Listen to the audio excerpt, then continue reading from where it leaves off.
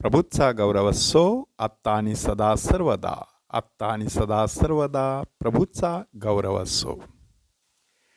नव्या करारामध्ये योहान बाप्तिस्तासाठी वेगवेगळ्या प्रकारची प्रतीकं वापरण्यात आलेली आहेत. तो अरण्यात ओरडणाऱ्याची वाणी आहे. तो वराचा मित्र आहे. तो जळता दिवा आहे. अशा प्रकारची वेगवेगळी प्रतीकं त्याच्यासाठी वापरण्यात आलेली आहेत. परंतु त्याचबरोबर त्याचं प्रतिरूप जणू काही अगोदरच जुन्या करारामध्ये पडलेलं होतं, ज्याला आपण पूर्वछाया म्हणतो. तशा प्रकारची पूर्वछाया एका व्यक्तीमध्ये पडलेली होती असं बायबल अभ्यासक मानतात.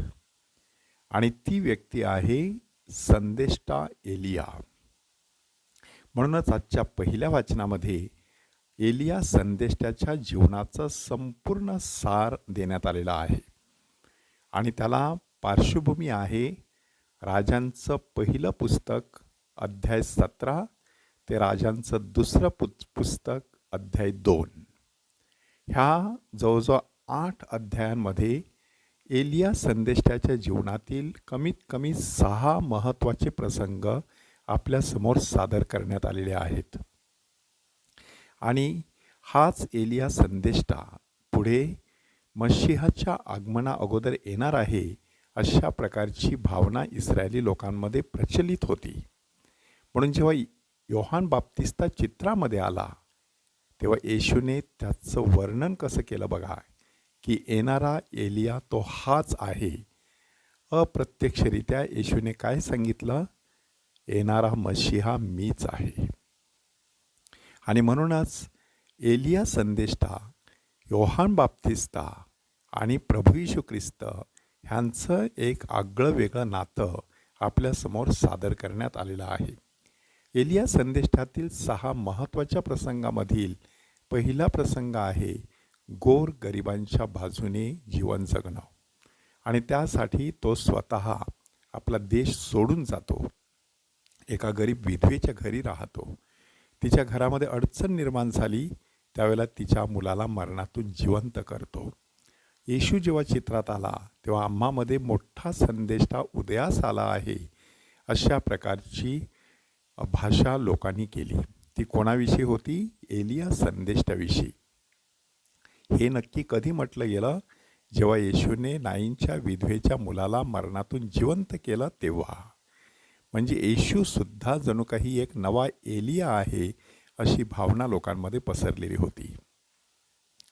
दुसरा प्रसंग आहे की ज्या राजाबरोबर त्याने सामना करायचं ठरवलेलं होतं, खरा देव आणि खोटा देव सिद्ध करण्याचं ठरवलेलं होतं, त्या आहाब राजाला तो भेटतो आणि कार्मेल पर्वतावरती दूध का दूध पाणी का पाणी अशा प्रकारचा प्रसंग रंगवला जातो.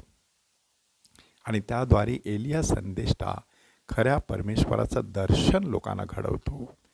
येशूसुद्धा आपल्या कार्यामधून देवपित्याचं प्रेम आणि त्याचं सामर्थ्य ह्याचं दर्शन आपल्या काळातील लोकांना घडवतो. त्यानंतर एलिया संदेष्टा होरेब पर्वतावरती गुहेमध्ये जातो आणि तिथे परमेश्वराच्या सानिध्यात राहतो. प्रभू येशू ख्रिस्त देखील ताबोर पर्वतावरती जातो. परमेश्वराच्या सहवासात असताना त्याचं देखील रूप पालटून जातं. त्यानंतर आपण पाहतो की एलिया संदेष्टा नाबोतचा द्राक्षमळा ह्या संदर्भात सामाजिक न्यायाचा संदेष्टा म्हणून आपल्यासमोर सादर होतो. प्रभू येशू ख्रिस्त देखील विधवांचा कैवार घेऊन गोरगरिबांच्या बाजूने, कुष्ठरोग्यांना बरे करून, विधवा म्हणा, जकातदार म्हणा, पापी म्हणा, कुष्ठरोगी म्हणा, ह्या सर्वांच्या बाजूने कौल देऊन गोरगरिबांसाठी आपण ह्या जगात आलेलो आहोत हे अगदी स्पष्टपणे सांगून टाकतो. त्यानंतर एलिया संदेष्टा हा अहज्या राजाला खडसावतो. अगदी त्याप्रमाणे येशू देखील हेरोद राजाला देखील खडसावतो. त्या कोल्ह्याला जाऊन सांगा अशा प्रकारची भाषा वापरतो.